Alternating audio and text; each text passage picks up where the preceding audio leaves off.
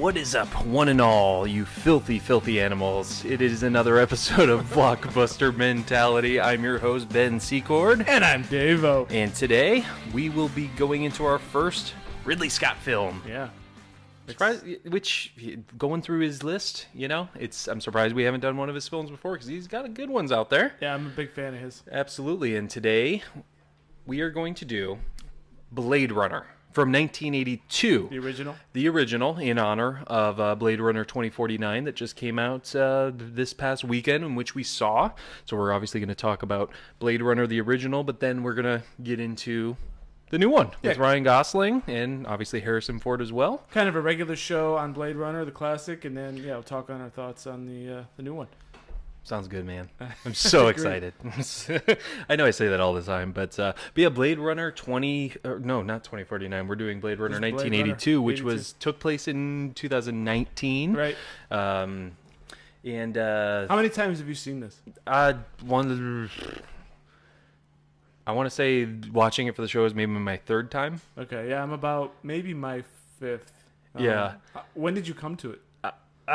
Maybe when I was like 18, so like 10, 11 years ago. What was your first impression? I liked it. I want to say it took me a couple times to get through it. Oh, me too. Like I started watching it and then I just wasn't feeling it, and then I tried again. Yeah. Got a little further. I didn't really care for it the first time. Yeah. I didn't give it a fair watch, I guess. Yeah. And we find out, through the box office of the original and the sequel. Yeah. This movie does not appeal to a wide audience. No. It appeals to a very specific kind of person who, if not a movie fan, is a sort of contemplative man. Right. Not a young man, maybe like a 30s to 40s to 50-year-old man. Yep. And I think that's it. I mean, it doesn't matter how amazing it's done. There's just something about this film. It's a narrow appeal. Yeah, because I mean, you would think it's an 80s sci-fi film, so you would think it would have a big following. But this with a massive star. Yeah, with a massive star, Harrison Ford. Again, this is 1982. This is coming off of obviously Star Wars 1977, Empire Strikes Back 1980, Raiders of the Lost Ark 1981. And Empire was as much a Harrison Ford movie as anything else. No, right? definitely. I think Han Solo, I think, is the best in Empire Strikes Back. I think he's the best character in that movie. He's by far the best actor. Yeah, definitely, especially because his arc, he goes through, he's totally selfish at the beginning and almost like, he didn't really have much of a choice at the end to sacrifice himself for the group, but he still, is telling Chewbacca, you got to take care of the princess, and it's just such an arc from the beginning of the film to the end of the film. He's like a heroic guy. He's a team player. Yeah, and it's also worth mentioning on Blade Runner, the versions. Yes. Different versions. So the original theatrical has Harrison Ford as Richard Deckard, right? Giving a voiceover in like a more film noir style.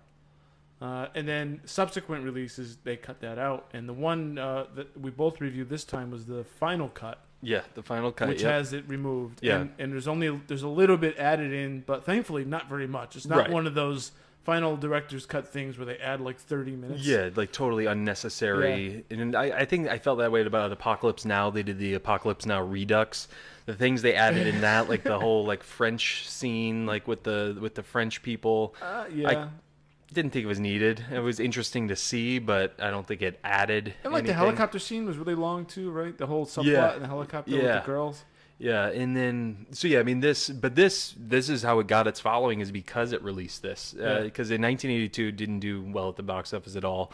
It wasn't until I think early 90s that they started releasing different versions of this movie, and then that's when it got this quote unquote cult following, which I guess is the saying. So did you hate or did you not like the voiceover stuff? Because that's really the main difference. I thought it was weird.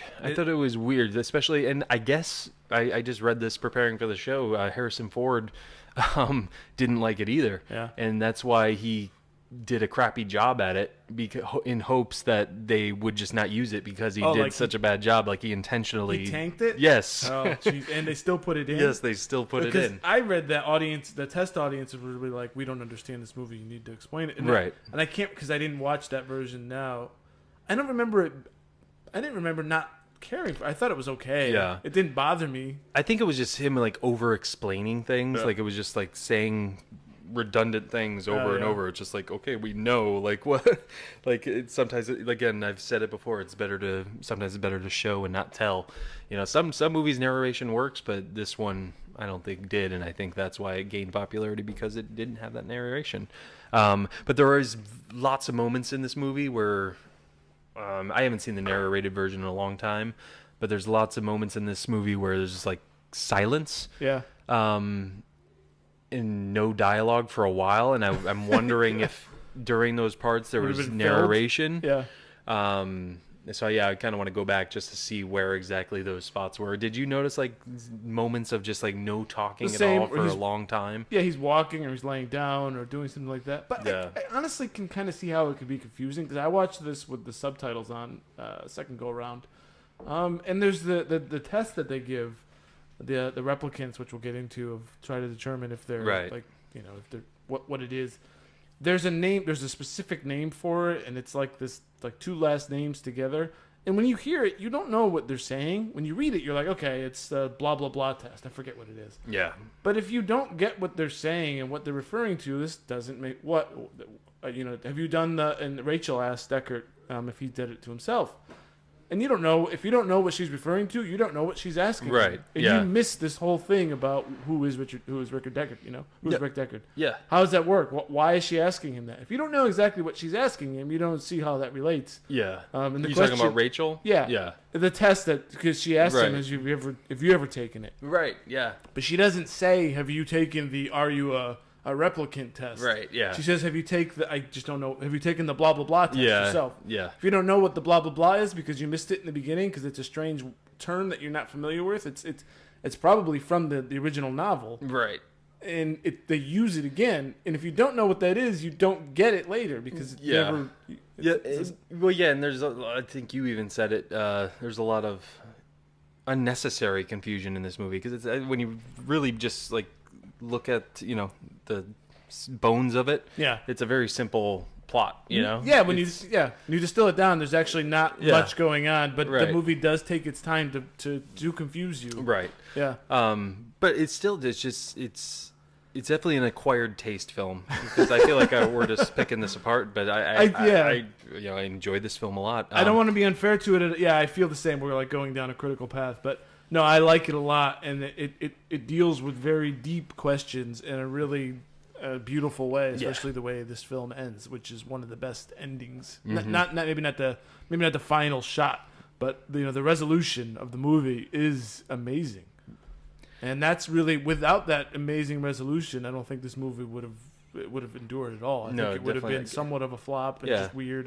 And I like that it's ambiguous. You know, it leaves you with questions. Yeah. Doesn't answer, you know, what you're thinking the whole time. Is Deckard a replicant or not? And this time around, you know, watching it for the show, I didn't notice how obvious it was that they were trying to hint that maybe he was a replicant. Yeah. Like the first time around, I didn't really it didn't cross my mind too much, but this time around I was like, oh wow, they're dropping lots of hints that, you know, or, you know, trying to get the audience to think maybe, you know, Deckard might be a replicant himself, which I thought was interesting. Yeah, but with it in your mind, then you refer to it and you pick up all those clues. But watching it from the beginning, it's possible that on your first viewing you think he might be, but right. I don't think so on the first viewing, but I guess I don't know. I guess once you have it in your head, then you find those. They're like, moments. Oh, okay. It's like, oh, yeah. Especially when he gives the test to Rachel, which we'll obviously talk about in a little bit. He gives the test to Rachel, and you know, when she leaves, he's talking to Tyrell, and Deckard says, so they don't know if they're replicants? Yeah, how does it not know what it is? Yeah, and then it's like, oh, well, there must be hinting that, you know, he doesn't know that he is. So yeah, I thought that was interesting. And I noticed now that, because I haven't watched this, did you watch Westworld on HBO? I have, yeah. Yeah, and I didn't realize how much Westworld probably took from this. I know Westworld was a film, you know, also in the 70s, but it also reminded me a lot of Westworld in the fact that, you know, they don't know that they're, you know, hosts, I guess they call in Westworld, but in this they don't know that they're replicants. Some of them, anyways. I mean, this seems like the newer models, like Rachel. So thought that was pretty cool how it had that correlation. By the way, I looked it up. It's called the Voight-Kampff test. The Voight-Kampff, yes. So if you don't know what the heck Voight-Kampff is, because you missed it in the beginning, you're like, what's a Voight-Kampff? Yeah. Why not just call it a replicant test? Right. Or I think for computers it's called the Turing test. So, something that I can know. Right. When you say it again, when you call back to it 45 minutes later, I'm like, okay. No, Voight-Kampff. Of course I know Voight-Kampff. Typical saying I use in my everyday life. Just the other day, I was Voight-Kampff. Yeah, exactly. I feel like everyone's testing to see if I'm a replicant every day because they give me that Voight-Kampff. But anyways, so yeah, I mean, obviously it stars Harrison Ford. It stars Rutger Hauer as Roy Batty. Amazing. Yes. Sean Young as Rachel. Edward James Olmos as Gaff. Well, Sean Young from Ace Ventura. Oh, yeah. Yeah, I forgot she's in that. As some sort of a Tucker. Then he's eating all the gum and stuff and all grossed out because he finds out. Yeah, the vomiting. Poor Dan Marino got kidnapped. Poor Dan. Laces out. Oh, yeah, you're a big Dolphins guy. Yeah. Look at you. Is it because of that movie? No, before. Okay. But, and they won the Super Bowl against the Philadelphia Eagles in that movie. Yeah. So, it was a good time for the Dolphins. It sure was. Good time. It hasn't been so great since. Also has Emmett Walsh, he's been a character actor. He's been in a lot of mean movies. Old man. Yes, a mean old man. What do you know? Well, he's still alive. 1935. Guy's such 82 a punk. years old. He's just a dick. He's got the smile. He's just an old grump.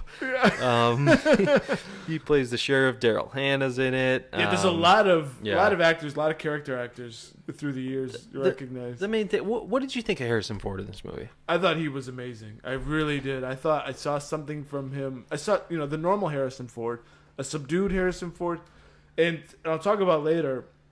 A far better lead, in my opinion, than what Ryan Gosling gave in this movie. And especially comparing, I thought Ryan Gosling was a bit wooden, and I know that's sort of the direction of the character as he slowly becoming unraveled.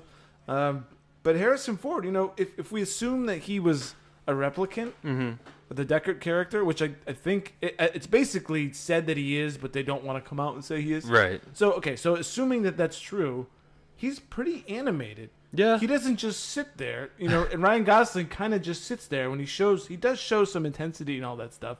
But Harrison Ford's kind of looking around, he's expressive, he's acting fairly human, and I'm not getting that from Gosling. So and Harrison Ford was also really good in the sequel. Yes, he far was. better than I could have. I thought he was going to mail this thing in. Yeah, me too. Like he did in episode 7. Really? Yeah. See, I don't think he mailed episode 7 in. I didn't get that from him. I felt like he did that with Indiana Jones. Oh, and that's true. More recent roles, but I thought he was great. I felt like he was all in for Han Solo this time around, but to each their own. Yeah, in my own is I hate episode 7. To each Dave's own. But no, I thought he was really good in this. I thought he was really good in the sequel. This is almost like his pocket. It's too bad there weren't more Blade Runner movies for him to be in because I know. It seems to actually really suit him. I thought he was better in the second one than in the first one. He's so young in the first one. He looks like a different person. And he's gorgeous.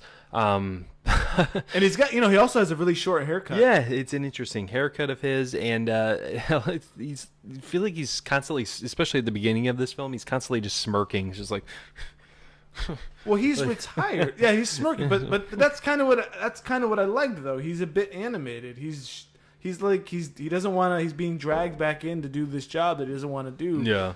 Unless I don't know. So if he is a replicant, what is he? Living his life, retired? It doesn't make sense. Yeah, that wouldn't make sense. And is it all a ruse? Does he have a fake memory that he's retired? Right. And, well, I guess once we get into 2049 later on in the show, we'll give a spoiler warning because we got to talk spoilers. Oh, this is all spoilers. Yeah. This is all spoilers. Well, obviously the original Blade Runner will be spoilers. So if you have not seen original Blade Runner, as I always say, pause this. Go watch that movie. Go watch that movie right now. Come back to us. And hey, we're on YouTube. That. Subscribe to us on YouTube. YouTube. YouTube. That's how we do it. And iTunes, all that. Twitter. Hey, ooh. Let's get into this movie, man. Yeah. And by the way, never mind. Harrison, I wouldn't say his performance was phenomenal in this movie. Yeah. I think he did a fine job. It just was, anyone could have been in this role. I'm glad it was Harrison Ford because I love Harrison Ford. But I don't know. Yeah, I think I definitely would push back on that. Okay. But I feel the pushback, man. Wow. I actually want to go back to his haircut just for a second because I really like his haircut. You think about what his hair looked like in Empire Strikes Back. Yeah. And in a lot of ways, the haircut is the closest the movie got to predicting the future. You know, what do you mean? Well, the style, because he looks like his hair isn't that much different than mine. You know, yeah, it's true. You know, that's true. I mean, he's better looking, but well, obviously he's he's a very handsome man. But I didn't know if you knew that was obvious. No, okay. Yeah. Okay. It's very. Yeah. No, you're right. Yeah, they definitely. I mean, obviously, he's got a very modern haircut. 2019, they didn't predict a lot of the technology, but no movies did back in the 80s. No, actually, no science fiction movies ever really predict the future. They sort of like. Whatever the cutting edge at the time is, they push that as far as they can. Actually we kind of see that with 2049, and that's why it looks amazing at the time because it's sort of like the technology of the day because we think of so a holograph, right? Right. But it may in 2049 we could be way beyond holograms. We could be, or right? We could, yeah. Or who knows? Yeah, but exactly. It's hard to imagine, but then inevitably when you look back on it, it's like, oh, that was kind of cheesy. Yeah, that's another thing I'll say about this movie. I don't think it aged very well, but now seeing 2049, how they're we're back in that world. Yeah. Like I was thinking didn't age well, and then I saw 2049, and I'm like, okay, now it all works for me. Like now I feel like it did kind of age. Yeah, because it's how that universe would age. Yeah. That many years later. Yeah. Know? So yeah, I liked how they 30 years later. did that. So yeah, this was directed by Ridley Scott. Let's get into it. Let's talk about the movie. Let's talk about the movie. All right, so we go through a movie by giving our 6 favorite moments of the film. And we call it Pick 6. Pick 6. Is it Pick 6? Is that where we went with that, right? Yeah. Okay, Pick 6. Because it used to be Take 6. It's football season now. Oh yeah, football. Hey, football's on right there, folks. If you're watching YouTube. Maybe you'll see it in the reflection of my eyes. We are at halftime of the Carolina Panthers and Philadelphia Eagles game that Ben cannot take his eye off. It is currently 10-10 halftime. Bill Cowher is on the television talking. Yeah, Deion's and he's spitting everywhere. All right, so take 6. Pick 6, our first moment of the film is the initial replicant test, or the, what was it, Voight Kampf. Voight Kampf. Yeah, test. Voight Kampf, man. Come on. Take us through the scene, Dave. Sorry to put you on the spot here. Well, it sets. I guess I could see the film noir set because you're sort of in. Everything is dark in this movie. Nothing is like directly lit. Everything is shadows, and you see just this one guy at a desk. It looks like it's from the 1950s. Yeah, sort of. Right. And this guy sits down and he starts asking him a series of questions. Yep. And it's very combative. Yeah. He asks him, I forget how he starts, and then the response is, well, what do you mean by that? What do you mean by that? What are the assumptions behind it? And he's like, just relax. We're just trying to gauge your reaction. Right. He's got this weird little machine. It's looking at his eye. Yeah, looking at his eye. And the premise here is that, because we learn in the opening crawl, not a crawl, but the printout. I don't want. Yeah, the opening crawl isn't right, but I know. There's words at the beginning of the movie that explain. Give us some exposition. Ridley Scott likes to do this, I think, because he does this in all the Alien movies, right? Yep. Too, right? Yep. But he shows us that there are these Nexus 6, which is my phone, has a Nexus 6. Oh, really? Wow. Look at that. It's old, but So basically, he's retiring. This Tyrell group has made replicants, which are basically look and act just like humans, but they're robots. They're made for slave labor. You find out that there's off-world colonies now. Yeah, I was doing a bad job describing it. No, it's okay. It's okay. But now there's these Nexus 6, which I assume there was a Nexus 1, Nexus 2, but these Nexus 6 are just, they're out of this world. I mean, literally, because they're off-world. But, they're state-of-the-art, Right, they've, rebelled, and they're basically illegal on Earth. Illegal on Earth because, they're dangerous, and you never know. And basically, they are forming a mutiny. They get to Earth, and, Blade Runners are what's Harrison Ford character is. They call, people who are, assigned to kill these replicants Blade Runners. Right. Retired. That are retired. Yep. And they basically, they're created to the extent that they're so sophisticated where they're just getting a mind of their own. It's like, right. I don't want to be slave labor off world. So I've got my own emotions, I've got my own thing.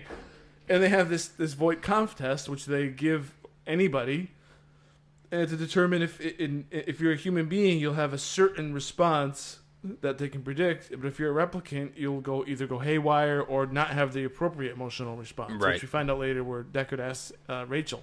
But this one, they asked the guy about his mother. Yeah. And he does not know how to respond to it, and he just shoots the guy and kills him. Right? I mean, because even before that, I mean, something's off because he's like, you see a tortoise. He's like, what's a tortoise? Yeah. It's like, do you know what a turtle is? He's like, yeah. Well, it's the same thing. Well, but I don't know about that because as we learned, well, maybe things change by 2049. I guess they do, but in 2049, they don't really see any animals, so. Is it possible he doesn't know what a tortoise is? Yeah, I can see that. Or should he have some? Well, but if he's a replicant, should be implanted with a knowledge of what a tortoise. I guess maybe it's just show the audience that something's a little off, or just this world's different than ours. Yeah. I think that's right. But yeah, he asks him about his mother, and then he just flips the table over, shoots the guy, and it's an incredibly tense scene. Yeah. Absolutely. I think it's a great way to start the film. Yeah, the way the two are going back and forth, because he seems to be asking simple questions, but just in a weird way. They're sort of meaningless. Well, maybe not meaningless, but they're gauged. They're seemingly random. You just say, well, how do you feel? What is it? You describe a scenario. You're in a desert, and you see a tortoise, and it's upside down, and then what? Do you have to turn it over or something? Yeah, this seems like a lot of stuff in the test is about animals. What do you do about it? How you show empathy. Right. Because a robot would naturally not be empathetic. Yeah. Right. Yep. So yeah, just great way to start the movie. That's quite a terrible powerful. pour. Yeah, I was being lazy. Ben just poured a beer, and it's the worst I've ever seen. Hey, it'll go down. Yeah, it'll go down. It goes down the same. I was being lazy. I didn't want to tilt the glass and try to pour at the same time. It's worth the extra effort. I don't know, but yeah. Whatever. So I like this scene though because it sets the stage for this is violent, this is weird, this is different, and we know right away that this guy is some kind of a replicant. Yeah, and it gets you interested in the film. You're like, okay, what is this all about? Whoa, and this is what movies are all about. It's obviously something sci-fi. It's something not real, and it's just exciting. At that moment, it draws you in. I think movies need to start like this. Yeah, but it's also to draw you in. I'd say it's a bit of an odd choice though, because none of these characters are major characters. At the beginning, yeah, Leon's a replicant. We don't know him. Yeah, he's in it a bit as a minor character. The guy who kills isn't major, and then it just kind of leaves. Yeah, but it sets the tone for what the movie's about. I think lots of movies do this. True. Start off with just these nobody characters, and it's. But he's not like the main villain. Well, like maybe I'm just being too critical on it. but. He is.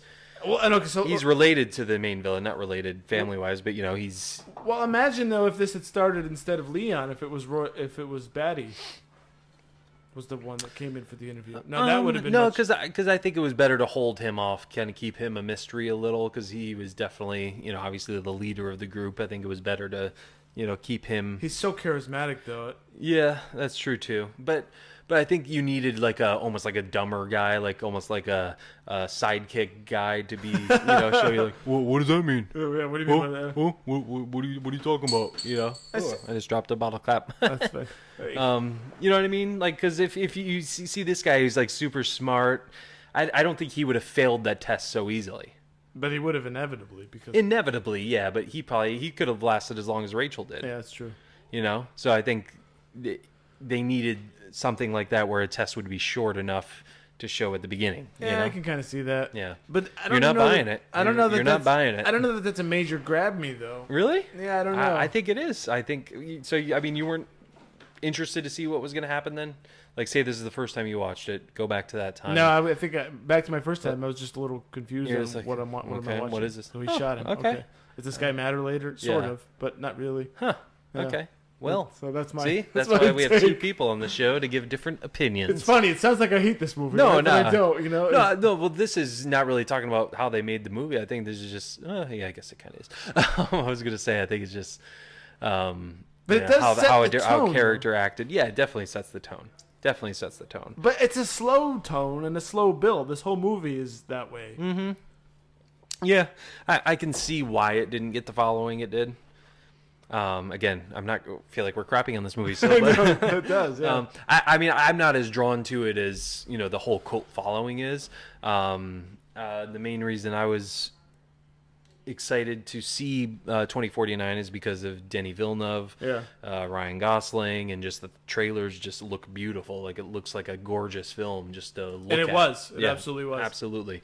But anyways, yeah, I mean, that's the first scene, kind of gets you hooked, and that kind of leads to our next scene. Yeah, so I mean, this Blade Runner's dead. And then that's where Harrison Ford comes in. We're playing footsie here. And Dave, is uncomfortable with footsie. And if you could see his facial expression on YouTube. And less comfortable with the mention of accidental footsie.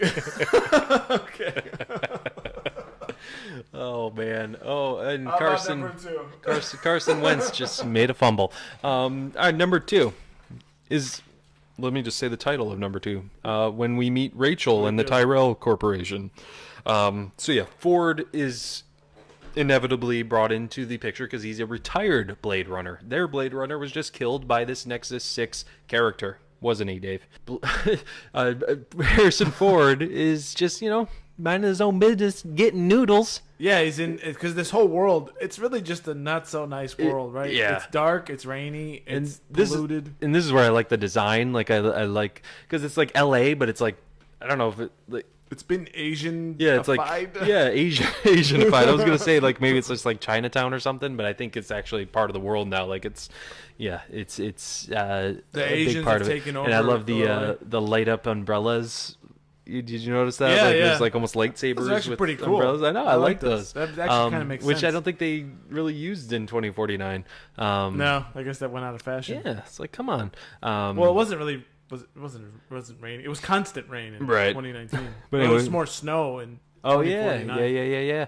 Oh yeah, because there was this whole. Well, we'll get to that. But I think that the premise of because we open, God, we should really talk about the aesthetics of this movie, right? Because it opens with the camera just sort of flying in, and you see these massive gas, like oil something, just billowing smoke and fire, and this is like it's like a wasteland. It's like a dystopian future. Right. We're just burning oil and we've polluted the world. And which, in 1982 they were worried that this was going to happen by 2019, and now in 2019 we're worried that that's going to happen by 2049. And I guess this is one of the things that maybe we'll get to Off-World in the sequels. I don't know now if there's going to be a sequel based on the box office, but. That's one of the, I guess, a semi-complaint that I have is that this is a science fiction world that I don't want to go to. Yeah. This is a bad place, right? You're like, so there's Off-World, which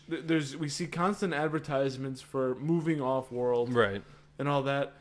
And, anyone who's anyone has gotten out.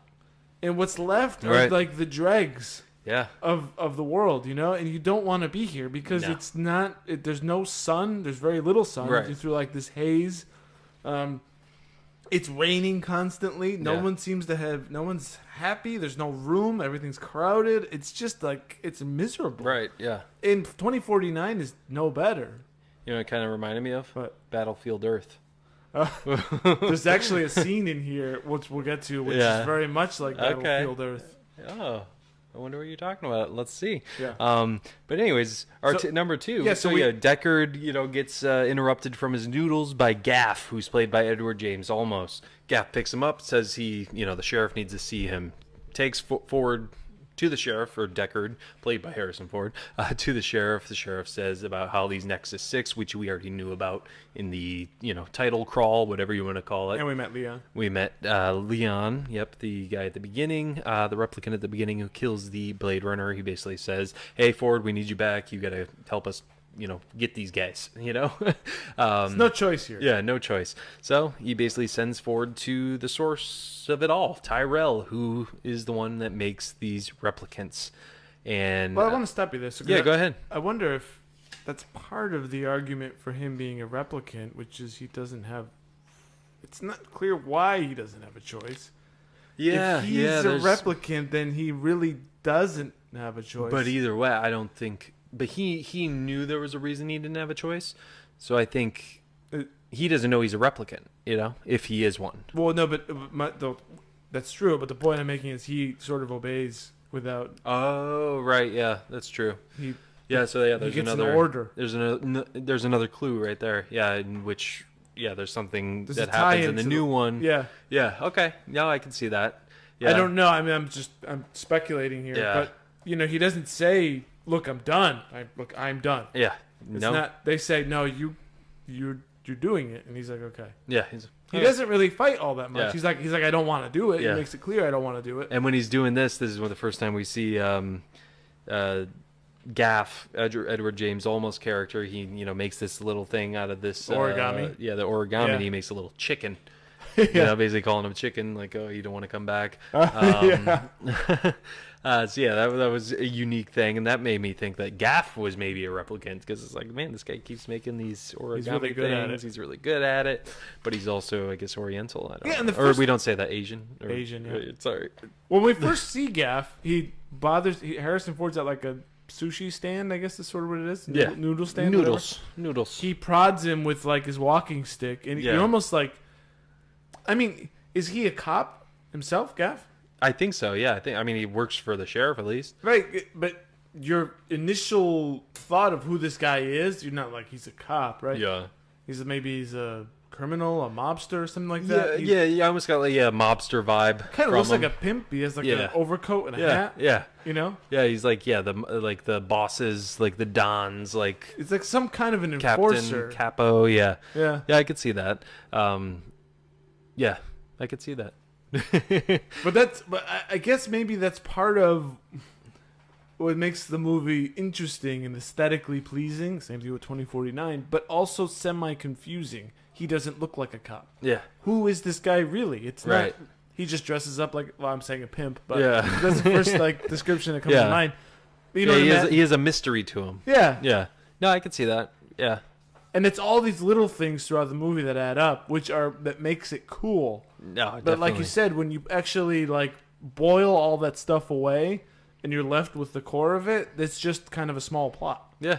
That's true. Yeah.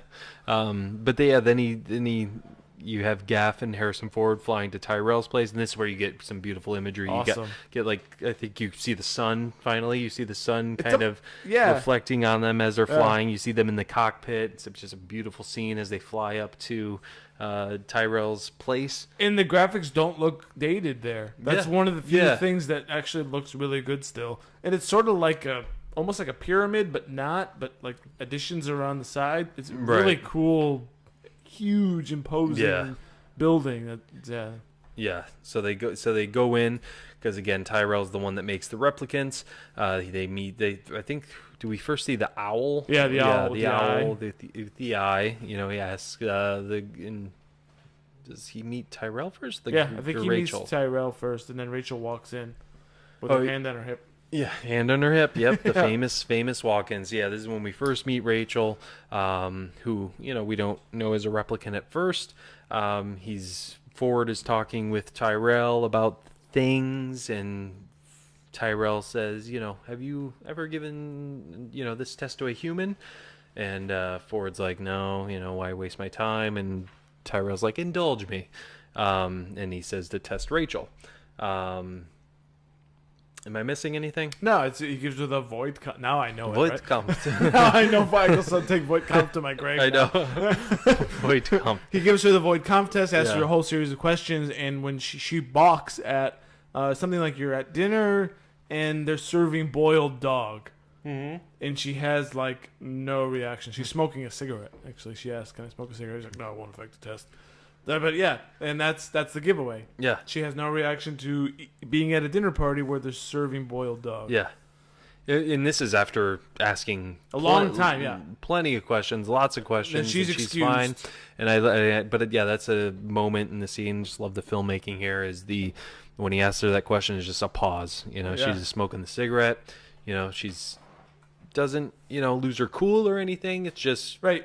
She's just it's no big silent, deal because it doesn't mean anything to her, right? But at the same time, she's upset you can kind of see something in her that she's upset that she can't answer this question. Yeah, like she doesn't understand it. Yeah, she knows she did something wrong. She's smart enough, like you said, she's smart enough to figure out that by taking the cues from the people around her that she answered that incorrectly, but she doesn't know why. Right. And then they send her away. Yeah. Right? Because it's funny, Well, I guess they weren't Korean in the book. Otherwise, it could have been no big deal there. Yeah, they'd be like, okay, probably a good meal. Give me some barbecue sauce. Put a little hot sauce on that, and we'll be good to go. So it must have been Chinese or Japanese or something like that. Of course, exactly. But yeah, it's a really cool scene and then that's when we find out, Tyrell's like very impressive, and he says, I think to Deckard, how many questions does it usually take? And was it 20? Yeah. Something like 20 questions it usually takes to find out that if you're a replicant or not. And her was over 100 questions. Yeah. And, that's when, Ford finds out that she's a replicant, and Tyrell basically tells her she doesn't know she's a replicant. And that's when you get kind of a first hint that maybe Deckard is, because he's like, you mean they don't know they're replicants? Yeah. And that I was like, oh, wait a minute here. Okay, Ford is probably it opens a replicant. It up. Yeah, it opens it up. But yeah, that whole scene, I really enjoyed that, and because it kind of gives you another, there's these Nexus 6 people, but there's also obviously a more advanced version now, because these Nexus 6 ones know they're replicants. Yeah, it becomes revealed that they're implanting memories. Did you mention that about the niece? Oh, no. So, that'll be our next one. Oh, yeah. Okay. Yeah, so, might as well just get into our next one, because, it's basically revealed that... Well, we learn here that this is how she feels. This is how she knows she's not a replicant. They're implanting memories, real memories, from real people. Tyrell's niece. Yep. They're implanting them on Rachel, so that niece's memory is now hers. And they give her a whole backstory with pictures of herself as a child.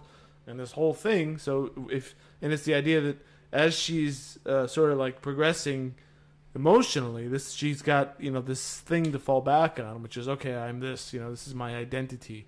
It's a big thing about identity throughout this whole movie, right? Yeah. Who am I? And I'm Rachel. This was my mom. This was the things I did, and so when I feel uneasy, I can call back to these things. That's the idea, right? So they don't have a freak out, right?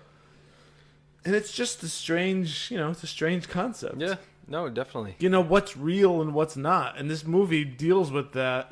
This is sort of the thing, it's like there's some not so amazing parts of this movie, but the parts that are good are just like you can't get them out of your mind. Yeah. And that was the way with the latest one. I thought about that movie for 2 days straight. Yeah. And it's not even like I had like words. They were just like feelings. Yeah, feelings, thoughts. Yeah. What is real?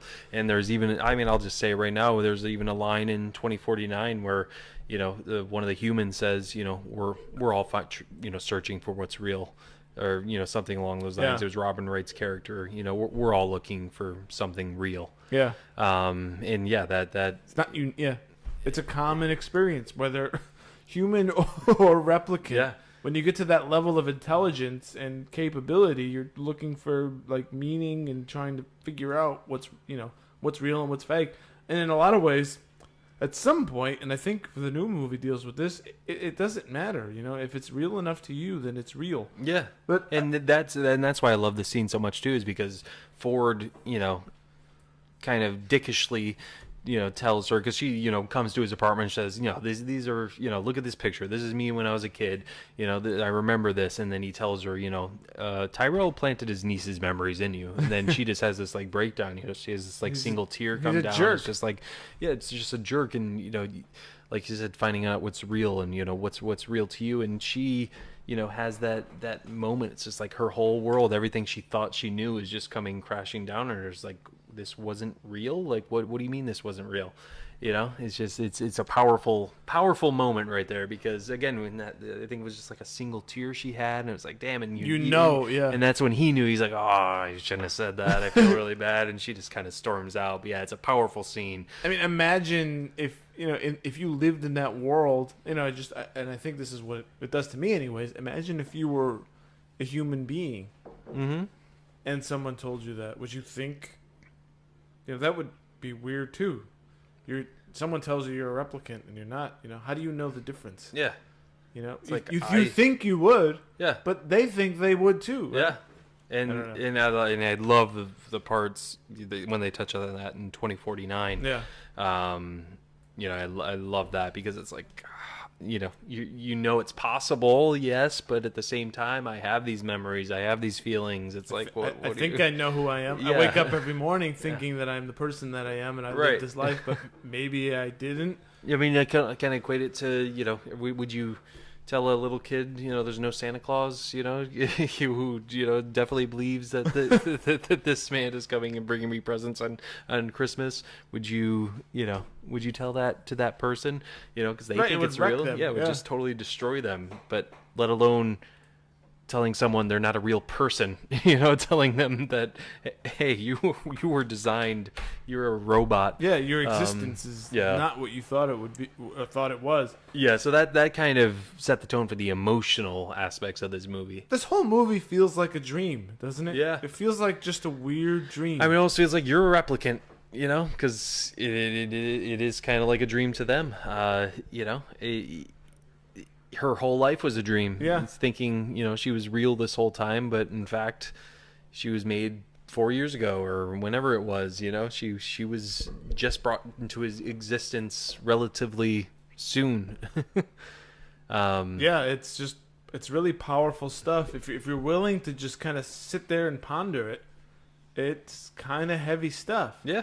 Absolutely. And the movie, I guess, that's what it sort of takes its time. It does ponder these things. Right. It doesn't really hammer you over the head with right. it. And that's why I don't think it resonated too much with people, because some people just go to a movie and just want to watch it and just for what it is and just for the entertainment value, which is fine. Yeah.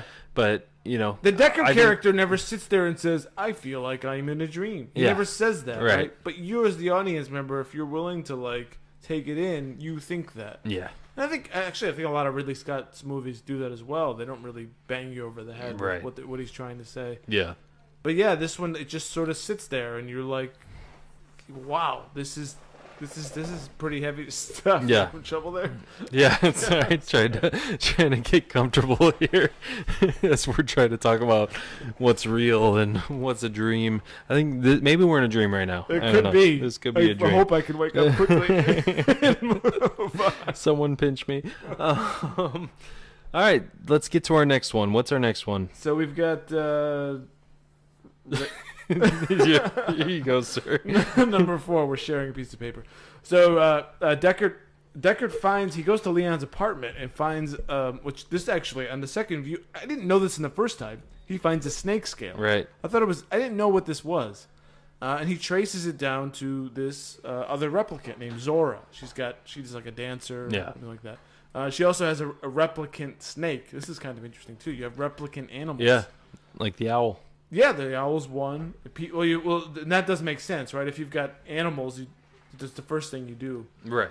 But it's kind of an interesting concept, right? You could just have like a replicant cat or a replicant dog, and maybe, who knows, you could have 1 million of them, or you could just, the next day you could have 0. I don't know. It's a weird idea, having a replicant pet. But he tracks her down. It's kind of a funny bit of acting there. It's like, hi, I'm with the blah, blah, blah, moral authorities. I want to see if there's any perverts in the area or whatever he did. I love that voice. I love when he goes out of his stiffness and reserved. It reminds me of the first Star Wars where he's on the.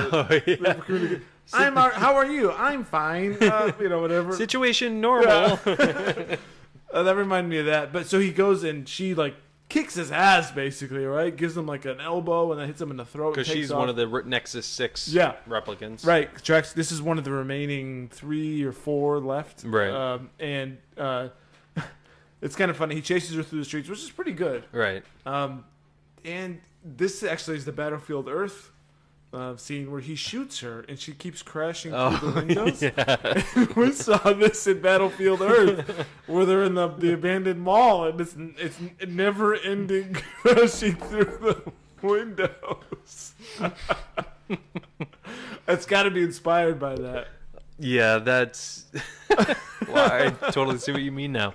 Yeah, that was just, and he shot her 4 different times, and it was like the same slow motion. It was the same bullet wound every time he shot her. Like it was like boom. It was during this time period where I'm like, yeah, this is an early '80s movie, right. and it really feels like an early '80s movie. Yeah, definitely. So he ends up running in. After this, he ends up running into Leon. Yep. Who kicks his ass.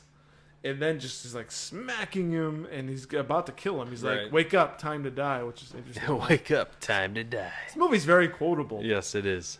And then he's about to kill him, and then you just hear a gunshot, and there's a big hole in his head, and it's Rachel who saves him. And this is after they've had their tiff, and she comes back to save his life. Yeah, and this was after actually that the sheriff told him he needs to kill Rachel. Right? Yeah, because she's illegal. Yeah. She's another one. I mean, she should not. I guess Tyrell was hiding her. Yeah. No, yeah, I would assume so. He just leaves. He probably has a bunch at his house.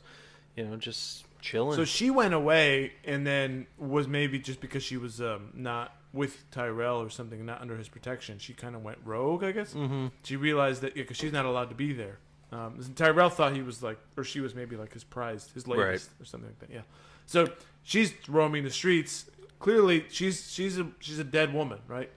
And she's willing to go out there and risk herself to save his life, and it's a very human thing that she does. Yeah, definitely. And they get back to his apartment, and he basically says, I'm not gonna, you saved my life. I'm not gonna, retire you. Is that what they call it? Yeah, retire you. And then, I mean, this isn't part of the take 6, but kind of creepy scene when he kind of like makes her stay and kiss him and say like you want it and stuff. I thought that was classic Harrison Ford. Yeah, I mean Harrison Ford could get away with it. It's just she wants to leave. He shuts the door, and it's like, no, you want it, woman. And but she does. She can't resist. I guess the last week or so, it's like this almost seems taboo now. Like, I think it's normal man. I think it's normal man woman stuff. She was. I mean, she's grappling with these emotions as a replicant. And she's a robot, so it's no big deal. She's like, she doesn't know how to react, and even maybe she's never felt these feelings. She never has. Yeah, this is. I mean, heck, with humans, it's hard enough to get 2 people together, right? As it is, even if they have feelings for each other, it's hard enough for it, to get it to happen. And I think it's complicated, but there's still that powerful thing. So I don't have a problem with that at all. I also liked, interesting because the whole thing is about her having this life, and it's backed up by photographs. Yet his whole apartment is decked out with photographs everywhere. Yep. And he gets his ass kicked here. And there's a really nice bit of music while he's just kind of resting and she's talking, and I think she plays the piano here. It's just a nice 10-minute scene. Yeah, there's a lot of beautiful moments in this movie. This one has this a lot right in here. And again, the lighting, nothing is directly lit. Yeah. There's always there's just light coming in from the window. Right. It's like a flying car that's passing by, or something like that. It's a very unique movie, and there's nothing really like it. No, definitely not. Yeah, I mean I think it didn't get a lot of likes because a lot of early 80s sci-fi movies were PG-13, and this one was actually rated R, so I can see that could have been harder. Yeah, because I mean when you're a kid in the 80s, a lot of kids see these PG-13 80s movies, and your parents won't want you to watch a rated R movie, so I could see that how it didn't get that following as well. And the dystopian part of it too. It feels, even though it doesn't happen, it feels very real. It feels plausible, right? Yeah, in a weird way. Yeah, and it's not kid friendly, obviously, and so thus it wouldn't be a world that kids would pretend they're in. Like a Indiana Jones or a Star Wars. God, that makes me think: are there any children in this movie? No. Where are the children? Was there any even in? I thought there 2049? I don't know. There was some midgets in this one. Oh yeah, midgets. Yeah. But I don't think actually children sized quite qualified. But no, really, are there any kids? No, I don't think. I don't know of any. I don't think so. It's a scary world, but one that it feels like an alternate universe of our own world. Yeah, and I think that's part of it. This movie makes you feel uncomfortable. Like I said, it's a dream, but it's one that you want to wake up from.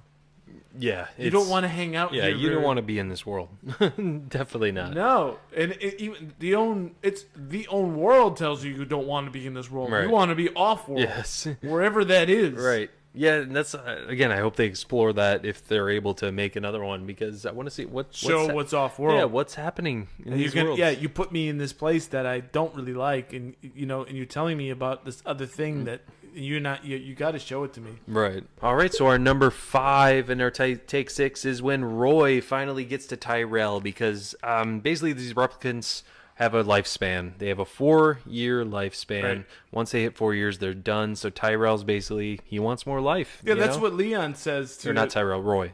When Leon meets Deckard, he's, what's my... That was one of the things, as he's beating Deckard around, he says, how much longer do I have? Yeah, and Deckard's like 4 years.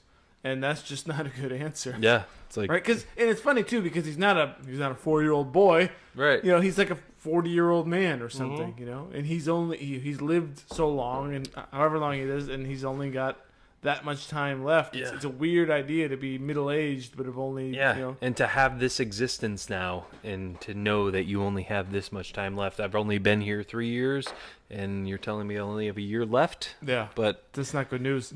Do these, I guess I should save this, but do Nexus 6 replicants have memories like Rachel has? I think only the things that they've personally seen. Okay, so they don't have like past memories of like childhood or anything. I don't think so. They know who they are. Yeah. But this makes a point of the things that they have seen on their own are still significant. It makes a point to tell us that.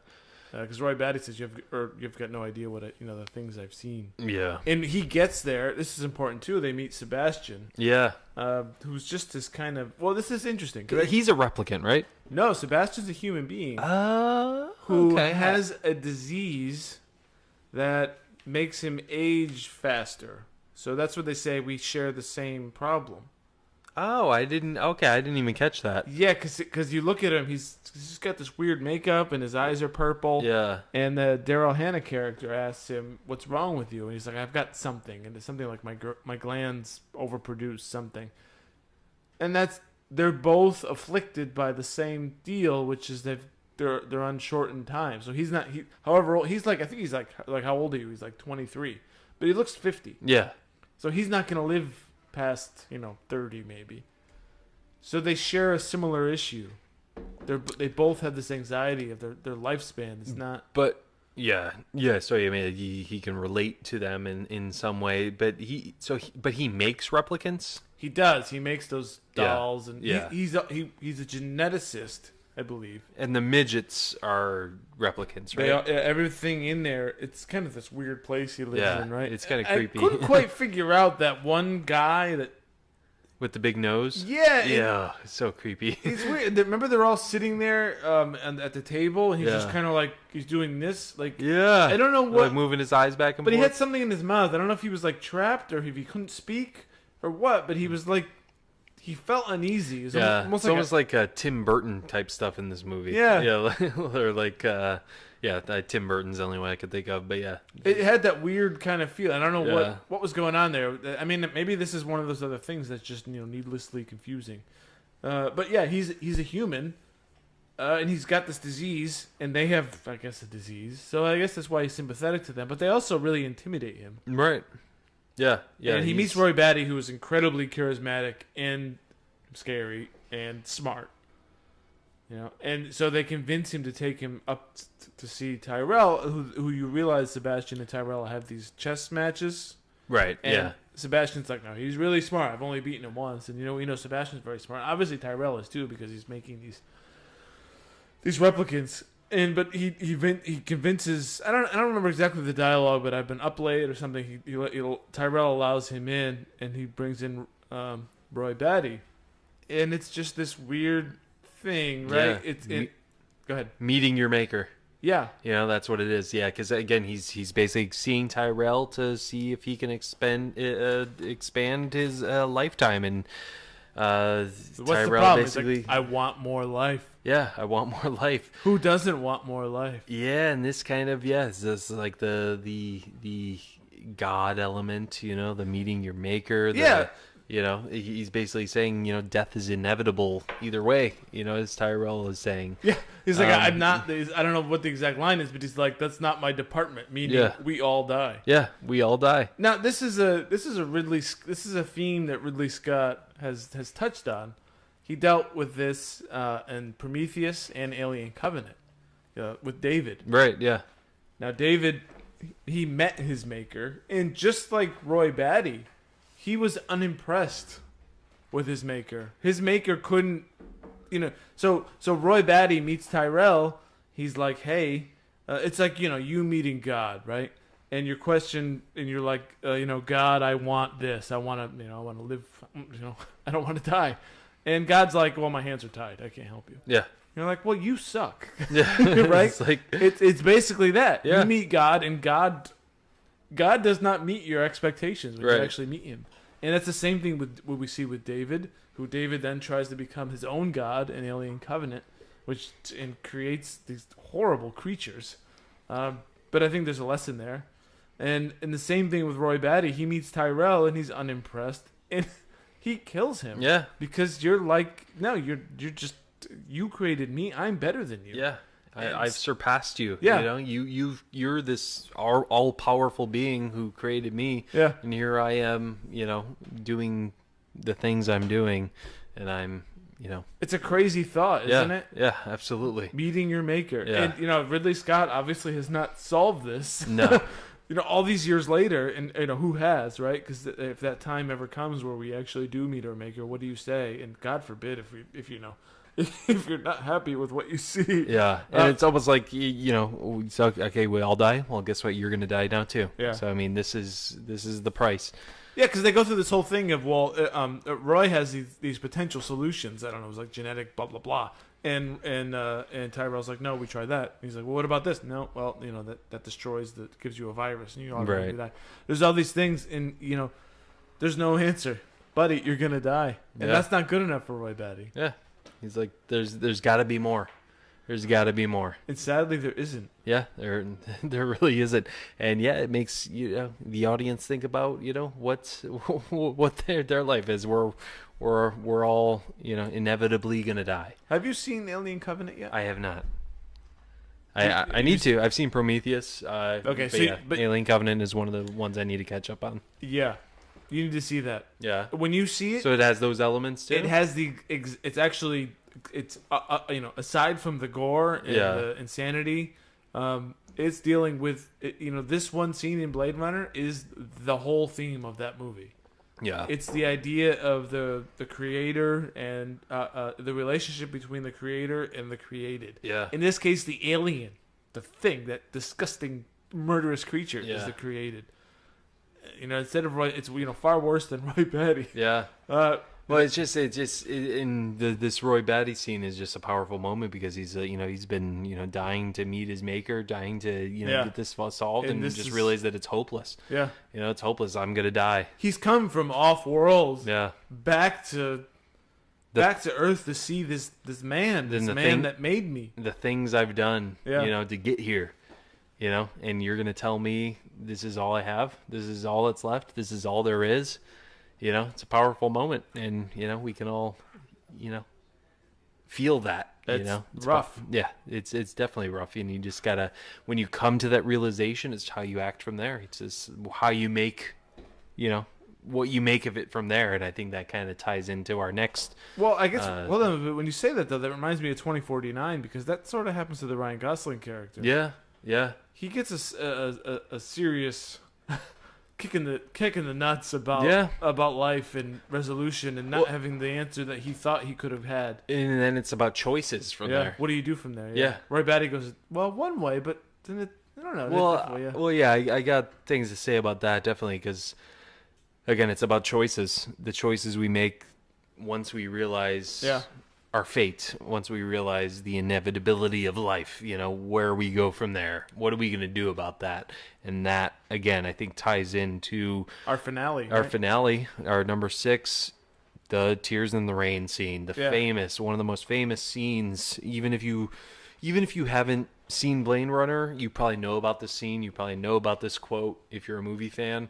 All of this confusion, all of this world building, all of these, maybe heavy stuff that might go over your head that it takes 3, 4, 5, 6, 10 viewings to really appreciate. It all comes together, at the end of this movie. Yeah. Deckard gets a tip of because Batty and the Daryl Hannah character are staying in Sebastian's house apartment. He gets a tip that that's where they are, so he finds them. And they basically, we talked about the Leon's they all have a 4-year lifespan. Right, yep. Batty's 4 years is running out quickly. Very quickly. And, as he gets back to the house, Deckard's waiting for him, shoots a gun at him, and it's this crazy sort of chasing scene where Batty's taunting him. Batty is just owning him. Yeah. He's showing how superior he is to him, how much of a greater being he is to him. So that makes me wonder, so if Deckard's a replicant, he's clearly weaker. Oh yeah, absolutely. But obviously he was probably made before Nexus 6 if he is a replicant, I would assume. He's a Nexus 3, I don't know. Yeah. But also on a much longer lifespan, but yet weaker. I mean, he's really if there's a replicant that's what you don't want, which is basically entirely human, which seems to be what that's the part that doesn't, he's really human, right? Yeah. And he lives a long time and he ages. He's on the lifespan of a human. I don't think Deckard's a replicant. But I think, I think Ridley Scott says he is. So he didn't write the movie. No, he only directed the first one and executive produced the second one. Other than that, his word doesn't matter. But he says he is, but in a way, it's more like it feels like a trick, doesn't it? Yeah. Because he ages like a man. I know. He's not super strong. He's not super smart. He's completely fallible. Right. Yeah. Feels like he's not. Although they want to tell you who he is, although they'll never really come out and say it. Even though in 2049 they were all saying everyone's talking to him like he is. No. Yeah. I don't know. But in this, go ahead. Yeah. No, it's definitely something to think about. But yeah, we'll get into it when we talk about 2049, which we'll briefly talk about at this point. But Tears in the Rain. So yeah, he's taunting Deckard. I mean, Deckard, he takes care of Daryl Hannah's character, which that scene is so weird when she's like on top of him and just like going nuts. Yeah. And then he shoots her and like she's having like convulsions and stuff. Like it's like, what was that it was sort of needless, right? Like if they're replicants, then when she dies, she basically does like a shorting out thing, right? Which didn't make sense. Yeah, they should just die. And then when Batty or Roy breaks Harrison Ford's fingers, Harrison Ford just goes, that kind of was like, I think you'd act a little, more. You'd act like you were in more pain than that. But anyways, that's just nitpicky. But anyways, they're going through it. The Batty's taunting him, and then finally, they're jumping to Harrison Ford tries to jump to another building from a rooftop, and he wasn't able to make it, and then Batty just was able to easily just jump over. Yeah, no problem. Harrison Ford's about to fall, and Batty catches him, pulls him up, and then this is where we get the famous scene.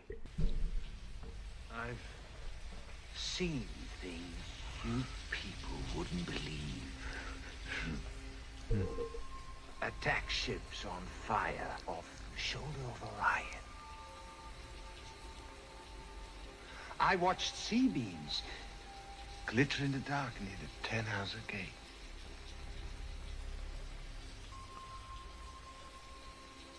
All those moments will be lost in time.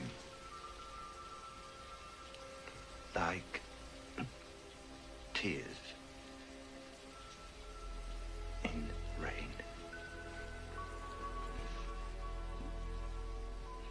Time to die. Just a beautiful. That's amazing. Yeah, just the delivery, yeah. The music behind it, the meaning of it. What do you think that means? Well, he why does he save Deckard? You know, he wants to kill him. He wants to kill him, but as he's dying, he realizes since he's aware that he's going to die, he realizes the value of life. Yeah. And he saves him. Yeah. So in a way, he's not even a villain. No. He's a scary guy throughout all this movie, but it's really just so he can stay alive. Which is what we all want to do. Yeah, right? what we all want to do. I mean, he's doing what anyone would do. He's trying to survive. He's trying to figure out how he can live longer. Yeah, he's not spiteful. No, he just he literally values life. I mean, that's like his thing. He wants it for himself, but since he knows it can't be for himself, because he knows that there's no way to change the fact that he's going to die. He's willing to literally extend that hand to Deckard to keep him alive. Right. And he just, it's sad. You know, he's seen all these crazy things that no one on Earth has ever seen. Yeah.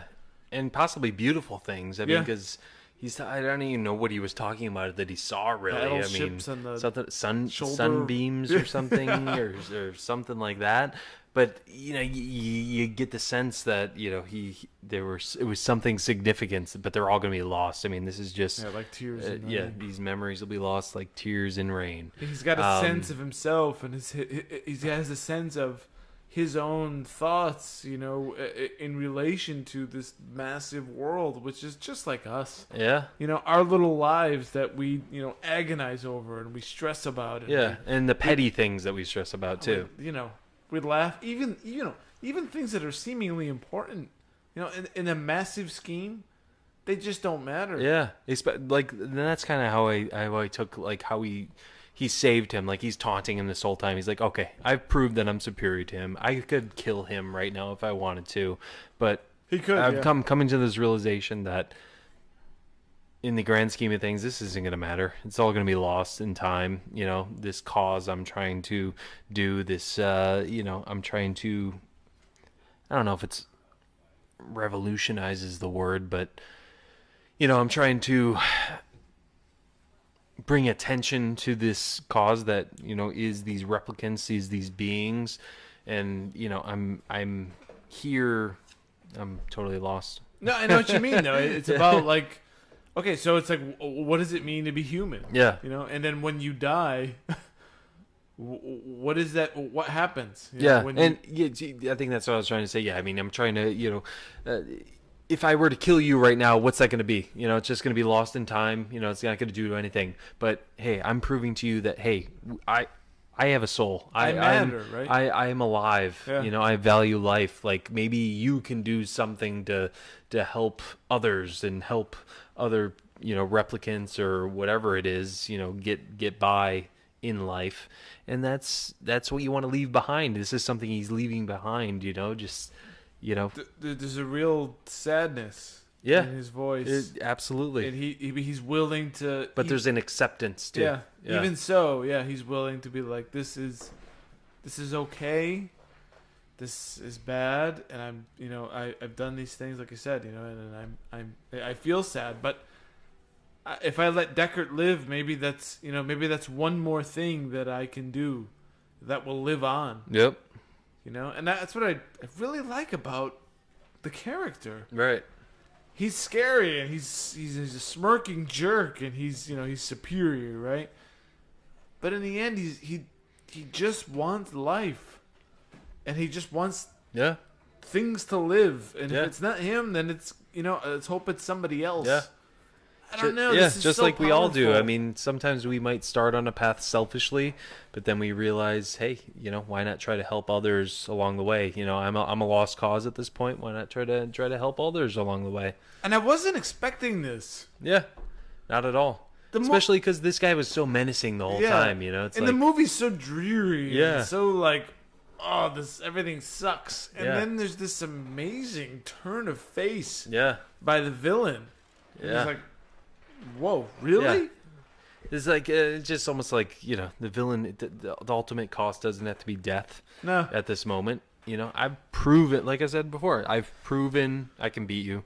I've proven I'm superior to you, but inevitably, I'm going to die. And obviously very soon in this instance, I'm going to die. And these thoughts could not be more human. Yeah, absolutely. Why not give you a little more time? Yeah. Instead of, trying to just kill us both at this moment. So in his own way, he didn't live longer, but he achieved his own. Yeah. He exceeded who he was. Right. He became part of something more than just being a replicant or a robot. Or something like that. So yeah, I mean that's the aftermath. Harrison Ford is just the whole time he's just kind of sitting there with just this dumbfounded look on his face, right? Yeah, I don't know what's going on. Harrison Ford, this last 20 minutes of them chasing around and everything, he's had no dialogue, said nothing. After he's pulled up, he's just crouched down, and he's just does not know what's happening. Yeah, he watches Batty go through this exercise, and he cannot handle it. Right? Yeah. He's got no response. Definitely not. And then we get another great quote right after this. Batty dies right there and then after he says tears getting lost like tears in rain. And then Gaff, shows up there and talks to Harrison Ford and gives this other quotable line. Finished. Throws him the gun.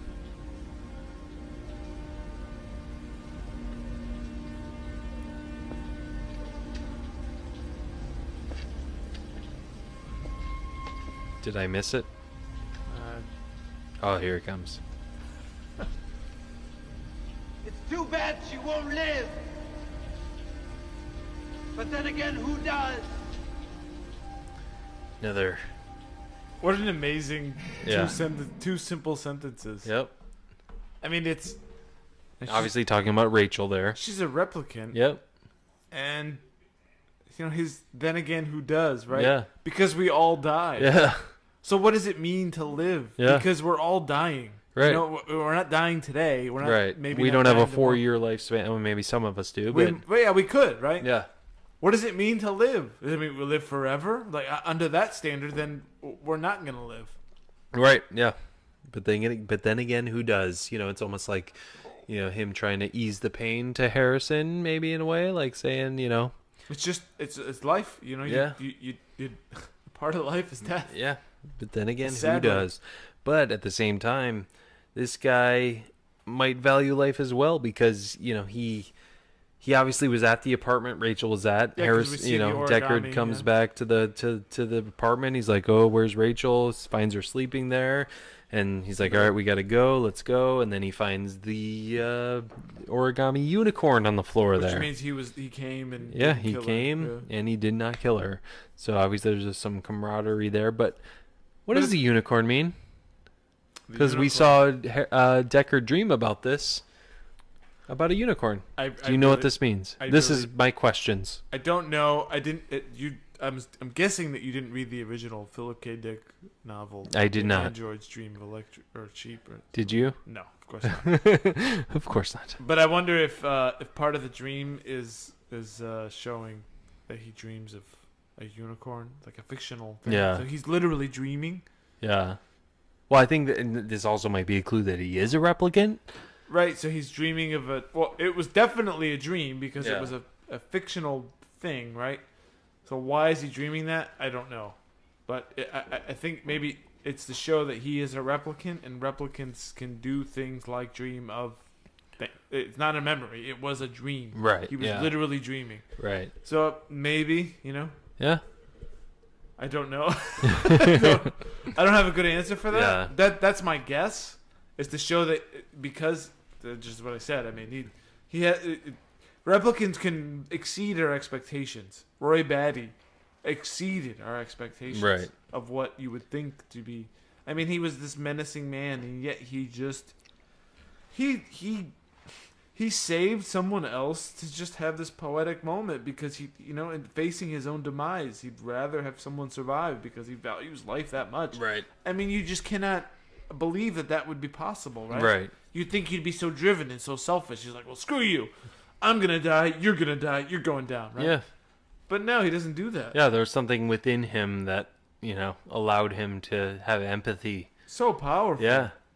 And I think that's what they, went off of in the beginning. The replicants don't show empathy, and that's why they use animal questions in their tests. But I think he showed empathy in that moment. I think that's what the dove represents that Batty is holding as well. That he just he's holding a precious his dove. thing. Yeah, it's a precious thing. He Life could kill precious. it if he wanted to, right. but he didn't.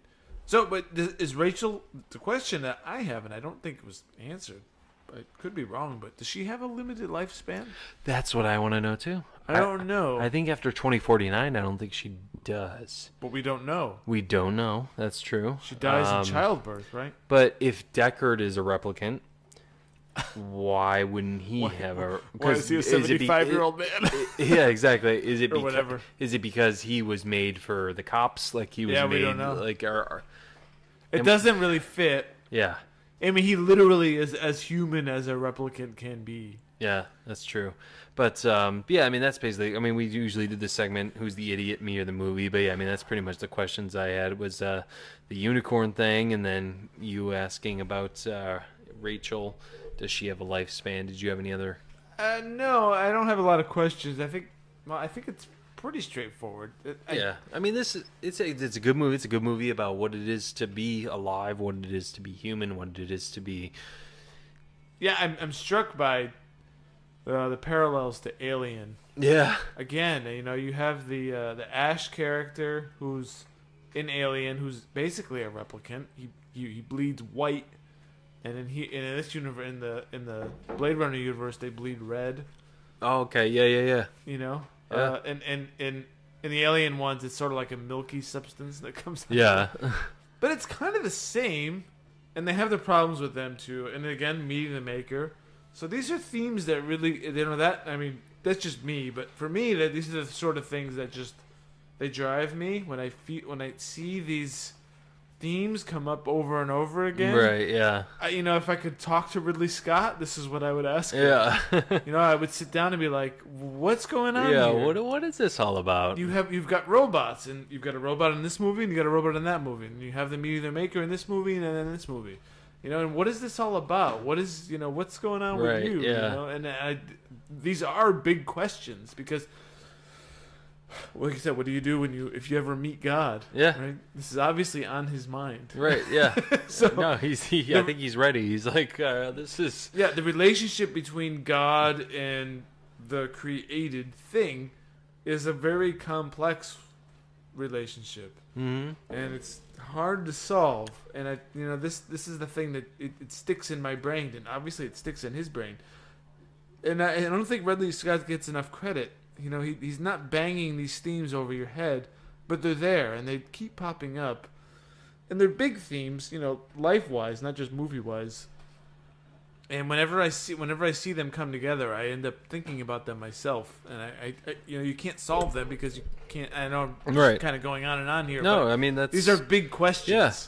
And he's doing it in film form, and it's still not answered because he doesn't have the answer. I don't know. Right. No, I mean you're exactly right. I mean, I think that's.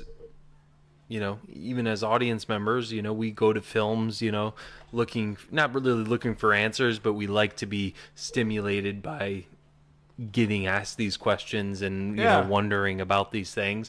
And that's our outlet, to view these artistic things. And that's what him as an artist, Ridley Scott, is able to, push out there and say, this is my feelings on this. He might not even have these answers. No. He might not even, that's why he's asking them himself, and to share that with an audience, to know what they're thinking about it. Maybe he'll get some of those answers. It's just kind of an outlet, and I just love that about art and film and just viewing art, making art. It's one and the same. We're dealing with it in our own way, right? And in this way, he deals with it, in the form of this futuristic kind of universe. And right. In another way, it's this horrific creature that kills everything in its sight. But it's it gets to something deep inside you. I don't know. I think that's art's job. I mean, that's what art's all about, is getting to something deep inside you.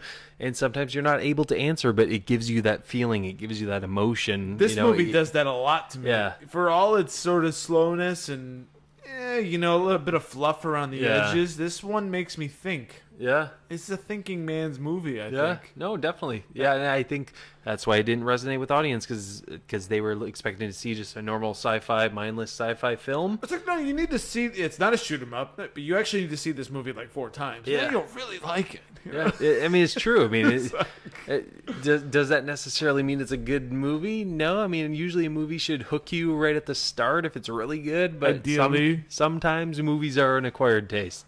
And I think this is definitely one of them. Like I said, it took me a few tries to watch this, and I was finally able to finish it a few years ago.